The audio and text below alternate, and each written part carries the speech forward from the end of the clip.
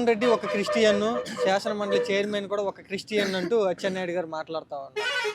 అంటే ఆయన ఏ ఉద్దేశంతో అలా అంటున్నారు? తిరుమల వ్యవహారంలో జగన్మోహన్ రెడ్డి హిందువులు వ్యతిరేకని చెప్పడం ఆయన అర్థమా? జగన్మోహన్ రెడ్డి గారైనా వాళ్ళ చంద్రబాబు నాయుడు గారైనా ఎవరైనా రాజకీయాల్లో ఉన్నప్పుడు హిందూ మతాన్నైనా లేకపోతే క్రిస్టియన్ మతాన్నైనా ముస్లిం సాంప్రదాయాలైనా గౌరవించాల్సినటువంటి బాధ్యత ఉంటుంది. వాళ్ళు గౌరవంగా పిలిచినప్పుడు వెళ్ళాల్సినటువంటి బాధ్యత ఉంటుంది.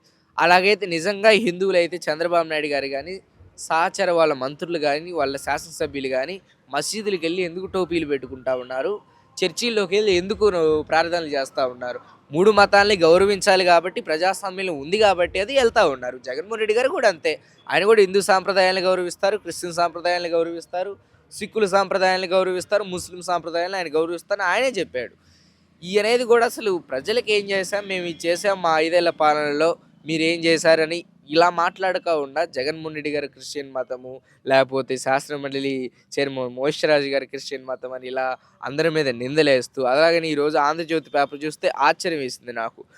మాజీ అయినా కానీ అదే అత్యుత్సాహం పోలీసులు అంటా ఉన్నారు. ఒక మాజీ ముఖ్యమంత్రి గారు వస్తుంటే ట్రాఫిక్ ఆపడం, సీలీడు కొట్టడం అది మామూలుగా ఉంటుంది. ఒక మాజీ చీఫ్ మినిస్టర్, ఒక పార్టీ అధినేత, ఒక పార్టీ అధ్యక్షులకే మామూలుగా సెక్యూరిటీ ఉంటుంది. అదేవిధంగా పోలీసులు అంటే ఈ కూటమి ప్రభుత్వం ఏమనుకుంటున్నది, జగన్మోహన్ రెడ్డి గారి సెక్యూరిటీ ఇవ్వకూడదు అని ఈరోజు దానికి ఒక డైరెక్టర్గా స్టేట్మెంట్ అని ఈరోజు నేను ఆంధ్రజ్యోతి పేపర్ని చూసి నేను చెప్తా ఉన్నాను. అసలు ఆయన ఒక మాజీ ముఖ్యమంత్రి, అక్కడ రూల్స్ ప్రకారం అక్కడ సంబంధించి నిన్న పర్యటనకు సంబంధించి కోస్తాంధ్ర పర్యటనకు సంబంధించి ట్రాఫిక్ ఆపారు. ఓ పావుగంట 10 నిమిషాలు ట్రాఫిక్ ఆగింది. దానికి ఫోటో తీసి ఆగినప్పుడు ఓ పావుగంట 10 నిమిషాలు ఏడు నుంచి 500 మీటర్లు 600 మీటర్లు ట్రాఫిక్ ఆగుద్ది.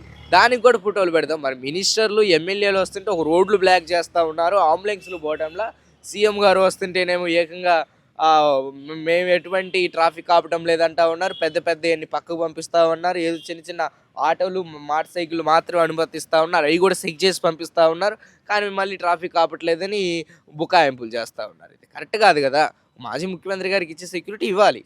అదేవిధంగా ఈరోజు రాష్ట్రంలో సంబంధించి ఏ వ్యవస్థ కూడా ఈ చంద్రబాబు నాయుడు గారు ప్రభుత్వం అధికారంలోకి వచ్చినాక బాగుపడ్డ పరిస్థితి లేదు. రియల్ ఎస్టేట్ వ్యాపారం కానీ, లేకపోతే చిల్లర కొట్లకు సంబంధించింది కానీ, బీజేపీ పార్టీకి మద్దతు ఇచ్చారని వైఎస్ఆర్ ఓట్లు వేశారు కానీ ఇప్పుడు వాళ్ళే బాధపడతా ఉన్నారు. ఎందుకంటే వ్యాపారాలు లేవు.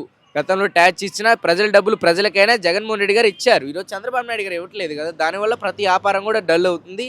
ప్రజాస్వామ్యంలో ఆదాయం అనేది రాబడి తగ్గుతుంది, పోబడి ఎక్కువ అవుతున్నటువంటి పరిస్థితి. ఖచ్చితంగా ప్రభుత్వం మారితే, వైఎస్ఆర్సీపీ ప్రభుత్వం వస్తే ఈ సిచ్యువేషన్ నుంచి ప్రజలు కోలుకుంటారు. సంక్షేమం పరుగులెచ్చుతుంది, అభివృద్ధి కూడా అలానే ఉంటుందని ఈ సందర్భంగా తెలియజేస్తారు.